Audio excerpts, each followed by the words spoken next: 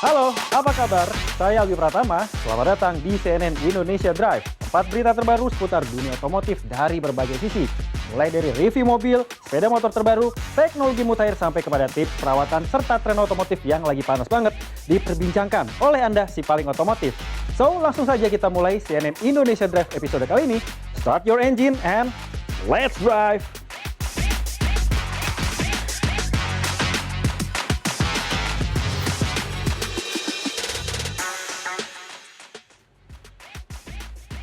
Harga bahan bakar minyak atau BBM diesel naik drastis. Bahkan di SPBU swasta, harga BBM jenis ini menyentuh angka Rp30.000 per liter. Kini, pemilik kendaraan yang menggunakan BBM solar bisa menghabiskan jutaan rupiah untuk mengisi BBM secara penuh.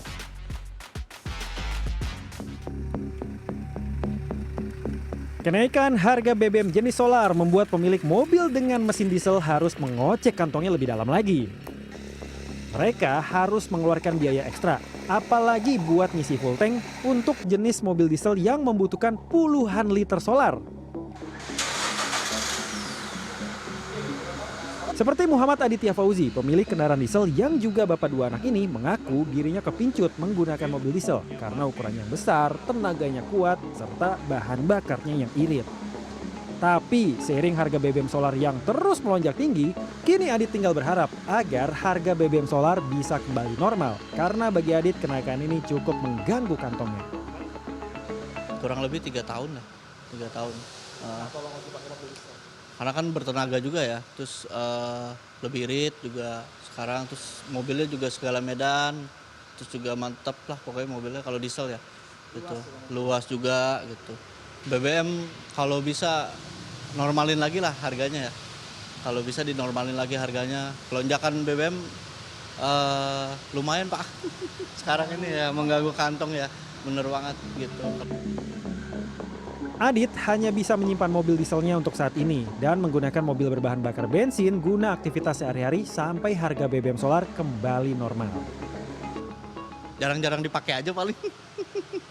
Paling itu sih tipsnya, pakai mobil yang lain atau enggak ya motor lah paling. Paling buat saat ini sih untuk dieselnya kita simpen dulu ya. Sampai BBM kembali normal. Untuk solarnya kita pakai guna mobil yang lain dulu. Yang bensin ya, yang lebih irit lah. Disimpan aja dulu. Sampai harganya normal lagi. Nanti kita pakai lagi mobil. Sementara itu, Agung Binarko, pemilik showroom mobil bekas di kawasan Jagakarsa, Jakarta Selatan, mengaku penjualan mobil diesel juga ikut terdampak akibat kenaikan harga BBM solar. Agung juga tidak memungkiri harga jual mobil diesel mengalami penurunan harga. Untuk mobil-mobil jenis diesel pasti Mas ya terimpact, jadi konsumen itu kaget lah dengan harga pertalite yang sedemikian tinggi. Namun juga masih ada beberapa konsumen yang memang hobi dengan diesel itu menyimpan sih Mas sebenarnya. Jadi untuk penjualannya sendiri karena kagetnya pasar dan ekonomi jadi menurun. Namun juga harga jual mobil diesel menurun, tapi sekarang sudah mulai bergerak lagi Mas. Karena memang sebenarnya kan banyak diesel yang masih bisa menggunakan biosolar. Jadi kalau 20% terkoreksi sih ada Mas. 20% terkoreksi ada untuk mobil jenis diesel tertentu ya. Kecuali yang memang rare item gitu kan, dengan tipe-tipe tertentu itu masih mencoba bertahan. Tapi kalau untuk yang global sih 20% ada, 10-20% ada. Menteri Energi dan Sumber Daya Mineral Bahlil Lahadalia dalam forum alumni IPB University Sabtu sore kemarin menyebutkan konsumsi solar nasional mencapai sekitar 40 juta kiloliter per tahun, yang selama ini sebagian besarnya masih dipenuhi melalui impor. Untuk menekan ketergantungan tersebut, pemerintah mendorong percepatan program biodiesel berbasis crude palm oil yang diolah menjadi FAME yang saat ini berada pada tahap B40 dan akan ditingkatkan menjadi B50. Pemerintah juga menyebut jika implementasi B50 bisa berjalan optimal, maka kebutuhan impor solar untuk konsumsi segmen transportasi berpotensi dihentikan secara bertahap. Kenapa? Pasti tanya loh, apa urusannya IPB dengan minyak? Biodiesel 2016 dengan roadmap B10 sampai dengan sekarang B40 dan di bulan Juli besok menjadi B50, itu adalah cara untuk mengkonversi substitusi impor kita dari B0 menjadi B50, di mana campuran CPO dan metanol menjadi FAME, dan FAME ini kemudian dicampur dengan benol.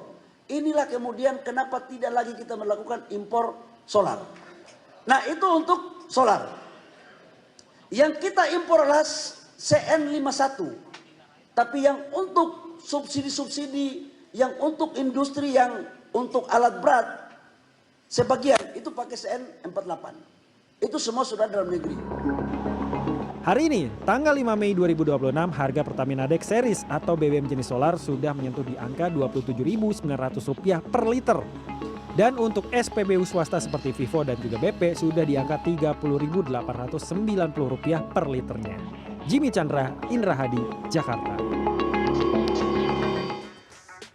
Pemerintah kian serius memberikan subsidi bagi pembelian kendaraan listrik kepada masyarakat.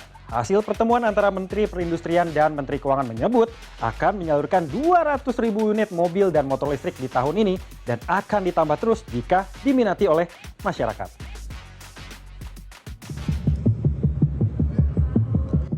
Selasa pagi, Menteri Perindustrian Agus Gumiwang menemui Menteri Keuangan Purbaya Yudi Sadewa di kantornya. Keduanya membahas penguatan sektor manufaktur hingga insentif kendaraan listrik. Menperin mengatakan pemberian subsidi kendaraan listrik akan berujung pada pengurangan pemberian subsidi BBM dari anggaran negara.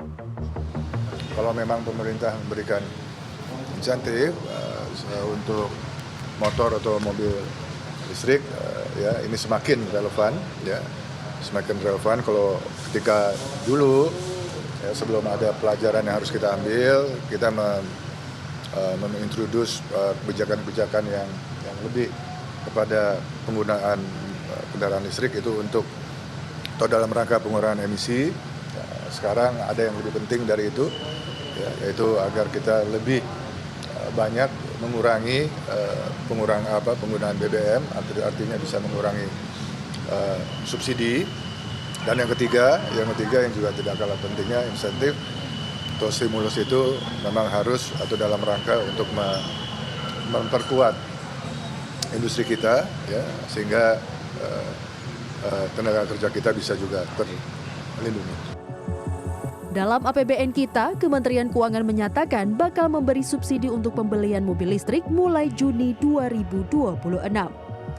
Pada tahap awal, program ini akan mencakup pembelian 100.000 unit mobil listrik.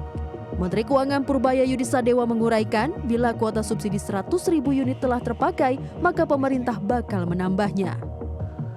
Namun, belum disebutkan besaran subsidi untuk pembelian mobil listrik yang akan diberi pemerintah. Selain mobil listrik, Menkyu juga menjelaskan bakal ada subsidi bagi sepeda motor listrik sebanyak 100.000 unit dengan nilai subsidi sebesar Rp5 juta per unitnya. Siang tadi pagi, saya tanya apa yang bisa didorong. Saya tertarik dengan proposal mereka untuk memberi subsidi ke kendaraan listrik.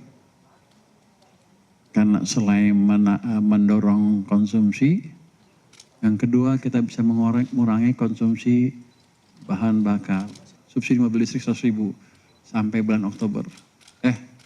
Enggak, 100.000 pertama. Kalau habis kita kasih lagi. Kalau habis kita kasih lagi. Nanti skemanya Pak Menteri Perindustrian akan menjelaskan seperti apa. Nanti juga Menteri Perekonomian akan memberikan seperti apa. Menkyu melanjutkan pemberian subsidi dipercepat dinilai mampu mendorong pertumbuhan ekonomi jangka pendek, yaitu di triwulan ketiga dan keempat 2026. Skema penyalurannya masih dalam tahap finalisasi dan akan diumumkan lebih lanjut oleh Kementerian Perindustrian dan Kemenko Perekonomian. Tim Liputan CNN Indonesia. Kita beralih ke informasi selanjutnya. Jalan-jalan tikus di Jakarta memang sering menjadi alternatif bagi para pengguna jalan, terutama pengendara motor supaya satset menghindari kemacetan. Tapi atas tindakan ini ternyata ada pula pihak yang merasa dirugikan. Dan berikut informasinya untuk Anda.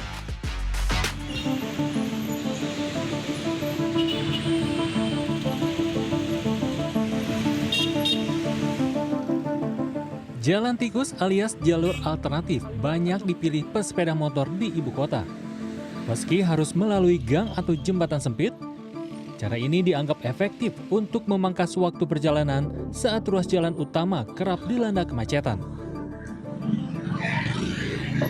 Hidup di Jakarta emang mesti serba bisa. Salah satunya adalah harus bisa mengendarai sepeda motor di ruas-ruas sempit seperti di jembatan Pasar Minggu yang ada di atas Kali Ciliwung tadi. Jembatan itu menghubungkan Condet Jakarta Timur dengan Pasar Minggu Jakarta Selatan. Dan setelah melewati jembatan, kita juga harus melalui gang-gang sempit di area permukiman warga untuk kemudian nanti akhirnya keluar di Jalan Raya Pasar Minggu, tepatnya di samping stasiun Pasar Minggu. Cara ini dianggap cukup efektif untuk memangkas waktu perjalanan ketimbang harus lewat jalan utama. Nah, biar motong waktu sih Mas, karena kalau lewat depan kan harus putar jauh. Jadinya kita lewat sini biar lebih dekat. Kalau sini macet pas jam sibuk sih, rush hour pagi atau sore itu pasti macet. Cuma better daripada kita lewat depan, macet juga lebih sama aja parah, lewat sini sih. Oke, selalu pakai jalan tikus kiri ini? Iya pasti.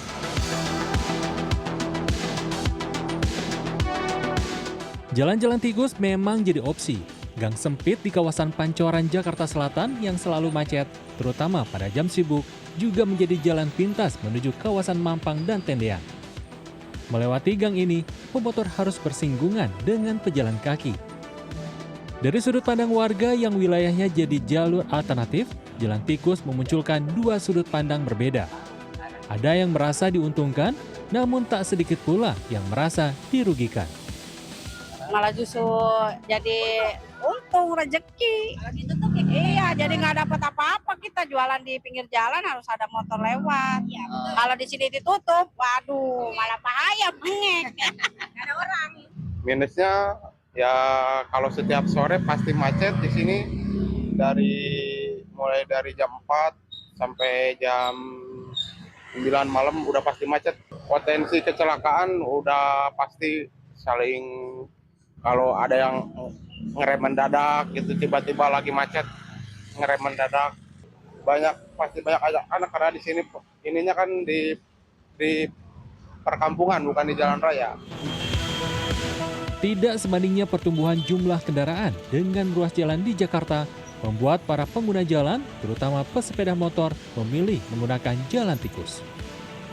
Data kepolisian tahun 2025 mencatat, ada lebih dari 25 juta kendaraan yang bermobilisasi di wilayah hukum Polda Metro Jaya mencakup Jakarta, Depok, Tangerang, dan Bekasi. Pertumbuhan jumlah kendaraan mencapai 2,9% dibanding tahun 2024. Dari data itu, jumlah sepeda motor paling mendominasi di jalanan ibu kota. Staf khusus Gubernur Jakarta Bidang Pembangunan dan Tata Kota, Nirwono Yoga, menyatakan, kalau selama ini kajian memang belum disiapkan dalam hal ini oleh Dinas Perhubungan, maka jalan yang paling bijak adalah warga sekitar, terutama lingkungan tersebut ya, harus ada ketegasan dari warga tadi, persyaratan-persyaratan yang diinginkan. Kalau memang tidak boleh, tentu harus ada larangan misalnya, hanya untuk jalan warga lokal misalnya. Kalaupun nanti jalan perlintasan, persyaratan apa yang diminta? Misal tadi jam pagi, jam sore misalnya ya. Di luar jam itu misalnya dari jam 10 malam sampai jam 5 pagi jalan itu ditutup. Ini kan bagian dari kesepakatan dari warga yang dilintasi jalan tersebut. Nah ketiga, tentu ke depan kita berharap dari Dinas Perhubungan membuat aturan yang tegas bagaimana keberadaan dari jalan-jalan tikus tadi yang ada di Jakarta. Tujuannya ada dua. Satu, untuk memberikan keamanan dan kenyamanan bagi warga sekitar, dan yang kedua tentu ke depannya jalan-jalan tadi itu tidak mengganggu kenyamanan lingkungan warga sekitar.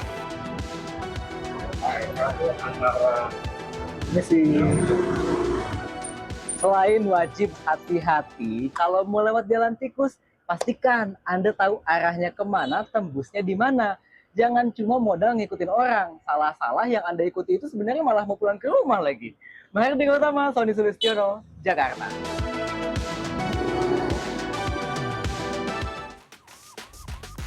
Ratusan mobil RC bergaya off-road dari berbagai kota di Indonesia mengikuti ajang RCL Trail Fest di Pemandian Alam Selokambang, Kabupaten Lumajang. Dalam kompetisi ini, para peserta ditantang menaklukkan rintangan berupa lumpur, tanjakan curam, hingga bebatuan terjal yang tak jarang membuat mobil-mobil mini terjungkal. Informasinya sesaat lagi, tetaplah di CNN Indonesia Drive.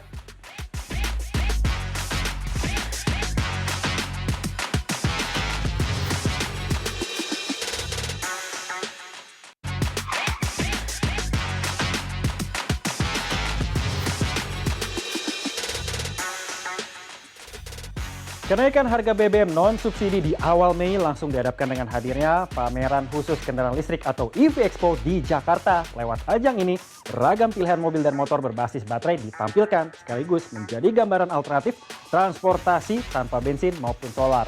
Lalu ada juga Ford Indonesia yang seolah tak terdampak dengan kenaikan harga BBM karena baru saja membuka dealer terbaru di kawasan MT Haryono, Jakarta Selatan.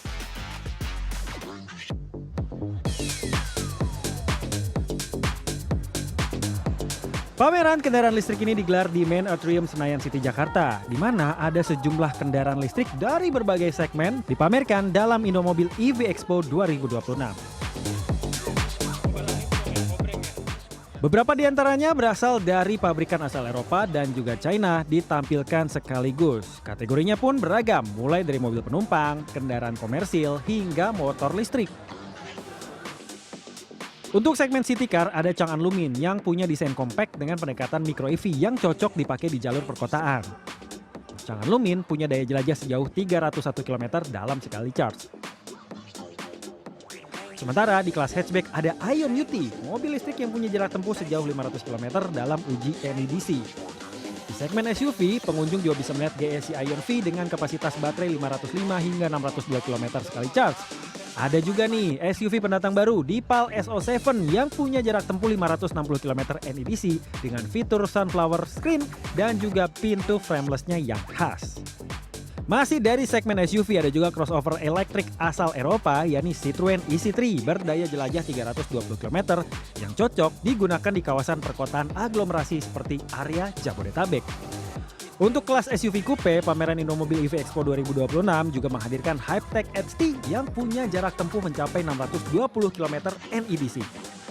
Beralih ke segmen MPV, di mana ada Maxus yang menampilkan dua mobil sekaligus, yaitu mid-size MPV Miva 7 berdaya jelajah 635 km dan juga premium full-size MPV Miva 9 berdaya jelajah 540 km yang bisa bersaing secara langsung dengan Denza D9 dan juga Xpeng X9. Sedangkan dari Eropa juga ada MPV nyentrik penerus VW Kombi yakni Volkswagen yang membawa ID Buzz Eclipse Edition dengan warna khusus yakni two-tone color deep black and deep red. VW ID Buzz ini diklaim mampu berjalan sejauh 573 km melalui uji NEDC jika baterainya diisi penuh. Nggak cuma mobil penumpang, pameran ini juga menampilkan JAC Tracker T9 EV, sebuah pickup listrik untuk kebutuhan niaga dan distribusi barang. Pas banget nih buat jadi alternatif pickup bermesin diesel yang harga solarnya lagi melambung tinggi. JAC Tracker T9 ditawarkan dengan baterai listrik yang bisa menjangkau jarak lebih dari 340 km dalam sekali charge, cocok dipakai di perkebunan ataupun pertambangan.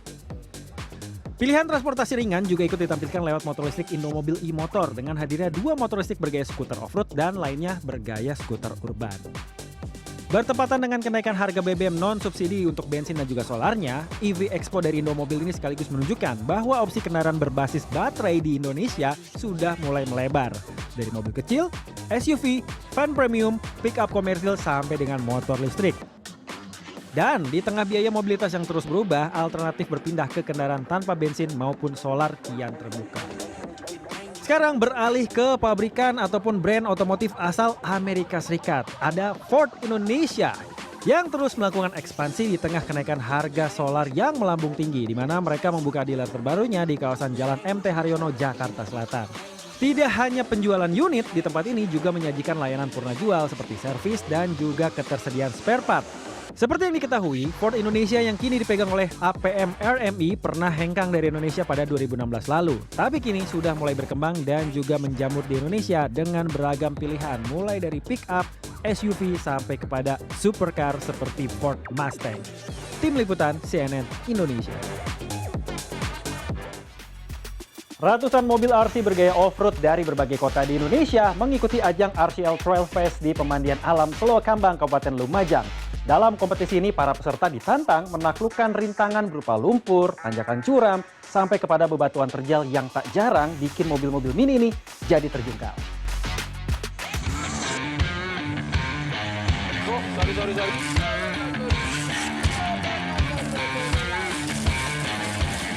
Ratusan mobil off-road remote control dari berbagai penjuru tanah air, mulai dari Samarinda, Semarang, Surabaya hingga Malang, adu ketangkasan di wisata alam Selokambang, Desa Purwosono, Kabupaten Lumajang pada Minggu siang. Kegiatan yang digelar oleh komunitas mobil remote control Lumajang ini bukan sekedar ajang silaturahmi antar penggemar, namun juga menjadi bagian dari konsep sport tourism atau olahraga berbasis wisata di alam terbuka. Mobil-mobil yang dipakai seperti off-road yang besarnya kurang lebih sekitar 60 cm lah, 50 cm lah. Jadi kita membuat trek di sini tidak terlalu sulit lah, karena memang kontur-konturnya dan air-airnya dan fasilitas-fasilitasnya sudah memenuhi dan cukup. 2 hari kemarin kita hujan ya, jadi medannya agak basah dan mungkin agak licin lah. Jadi pemain-pemain di sini lebih hati-hati. Dan kurang lebih jumlah peserta sekitar 140-an, Mas. Dengan kondisi lintasan yang licin usai diguyur hujan, para pemain RC Adventure ini harus ekstra waspada saat melintasi jalur berlumpur maupun turunan terjal. Rintangan bebatuan ekstrim menjadi ujian berat di mana sejumlah mobil peserta gagal melintas dan akhirnya terguling di tengah lintasan. Meski hanya berupa miniatur, sensasi memainkan mobil RC di jalur alam ini diklaim tak kalah seru dengan mobil off-road aslinya. Karena diperuntukkan bagi medan berat, mobil dengan skala 1:10 dan 1:12 ini memiliki spesifikasi khusus yang berbeda dengan mobil remote control biasa. Dari Malang, treknya asik dan kebanyakan akar, jadi kalau naiknya agak susah, halang akar, asik, seru. Kayak trek-treknya itu mungkin kemiringannya juga sangat derajatnya itu sangat miring sekali. Untuk obstacle-nya juga sangat banyak di sini, dan juga trek tanahnya juga lumayan. Seneng. Kalau hobi mas seneng terus. Kalau untuk persiapan sih paling cuma kayak mobilnya aja yang butuh persiapan. Kalau orangnya mah yang penting makan. Dalam ajang RCL Trail Fest ini, sebanyak 140 peserta ditantang untuk menjajal jalur jelajah alam sejauh 1 km hingga garis finish. Nur Hadi Wicaksono, Lumajang, Jawa Timur. Inovasi transportasi udara berbasis listrik kini mulai memasuki tahap pengujian nyata untuk mengatasi persoalan kemacetan di kota-kota besar dunia. Informasinya sesaat lagi, CNN Indonesia Drive akan segera kembali.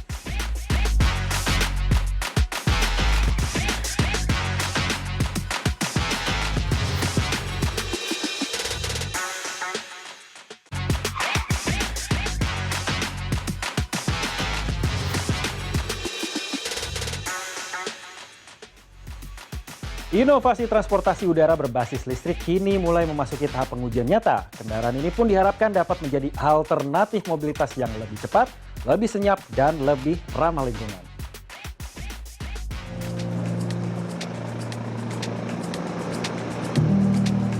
Dari kota New York, Amerika Serikat, sebuah sejarah baru tercipta saat taksi udara listrik milik Joby Aviation berhasil melakukan demonstrasi penerbangan dari Bandara JFK menuju pusat kota Manhattan. Penerbangan dari bandara menuju pusat kota ini diklaim menjadi momentum penting karena belum pernah dilakukan di kota manapun di dunia. An electric air taxi flight from an international airport to a downtown heliport has never been seen before anywhere in the world. And it's exactly the sort of operation that's going to become commonplace under the IPP program. Berbeda dengan helikopter, taksi udara dengan 6 baling-baling ini memiliki desain sayap khusus yang memungkinkannya terbang lebih efisien dan senyap. Teknologi ini menjadi kunci dalam menghemat penggunaan daya baterai selama di udara. Instead of hopping in your car this afternoon after the event for perhaps maybe more than an hour on the Bell Parkway, I could just be zipping to Lower Manhattan. Those applications, along with many others, are exactly what we'll be working with our partners on in the coming months. These are not decades away. We are doing it right here, right now, and we're once again leading the way. Selangkah lebih maju, solusi ini diharapkan dapat memangkas waktu tempuh perjalanan secara signifikan. Warga kini tak perlu lagi terjebak dalam kemacetan panjang di jalan raya hanya untuk menuju ke pusat kota. Because when it's on the wing, the aircraft generates lift. And with lift, that means that the batteries don't have to produce as much power for the propellers because the wings are holding it up. It gives us further duration, and furthermore, it's quieter. Dengan keberhasilan uji coba ini, New York kembali menegaskan posisinya sebagai pemimpin dalam adopsi transportasi udara berkelanjutan. Bagi pihak pengembang, penerbangan ini adalah bukti bahwa masa depan mobilitas udara cerdas telah dimulai. Australia kini tengah mempercepat transisi industri truknya dari mesin diesel ke tenaga listrik. Langkah ini diambil sebagai respon atas kekhawatiran keamanan energi dan lonjakan harga bahan bakar global yang dipicu oleh gangguan rantai pasok minyak.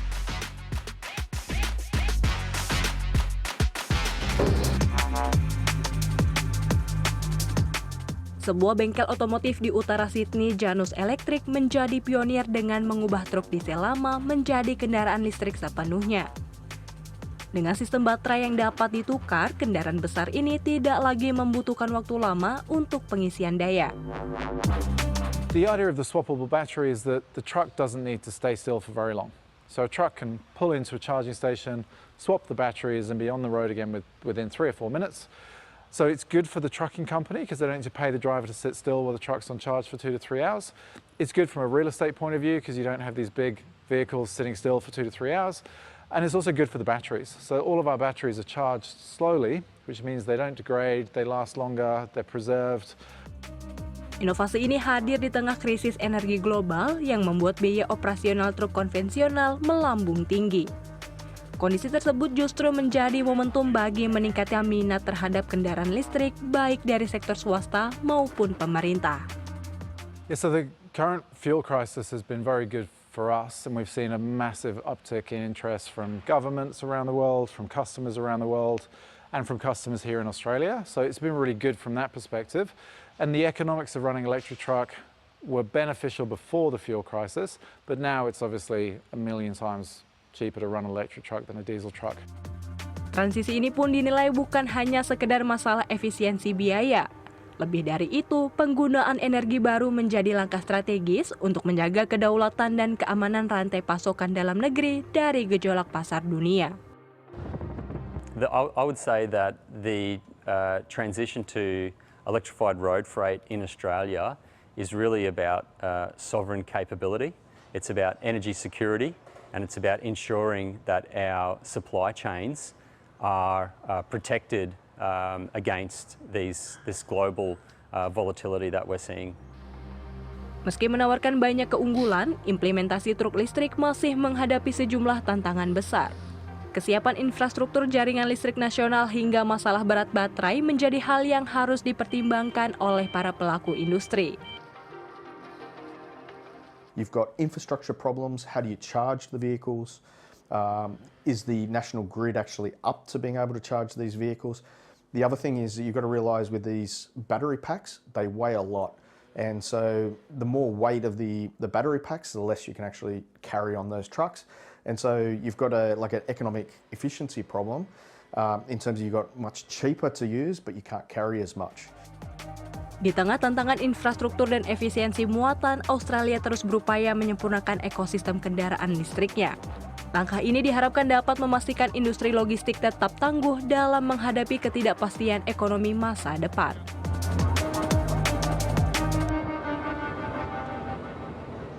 Informasi tersebut sekaligus menutup perjumpaan kita di CNN Indonesia Drive edisi kali ini. Saya Albi Pratama, pamit undur diri. Sampai jumpa and until the next ride.